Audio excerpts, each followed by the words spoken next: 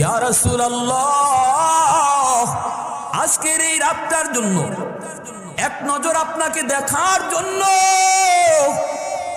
আমি আমার বাড়িঘর ছাইরা এই গুহায় আশ্রয় নিয়েছি, শুধু আপনাকে দেখার জন্য। এই গুহা আমার বাড়ি ছিল না, আমার বসবাসের জায়গা ছিল ওই যে খেজুর বাগান।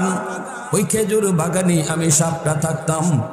আমি খেজুর বাগানের পাশ দিয়ে দুইজন তাওরাত কিতাবের পণ্ডিত যায়, একজন আরেকজন দেখো দোস্ত, ওই যে দেখো একটা গুহা দেখা যায়, এই গুহাটার কথাই আল্লাহ তাওরাত কিতাবের মধ্যে উল্লেখ করেছেন। এই গুহাটার নাম হলো গারে সুর। এই গুহায় আখিরি নবী হিজরতের রাতে অবস্থান করবেন। ওগো নবীজি, আমি তাদের কথাটা শুনে ফেলেছি। আল্লাহু আকবার জোরে বলেন। ওই দিন থেকে আমি সাপ নিয়ত করেছি, না আমি আর এখানে থাকবো না।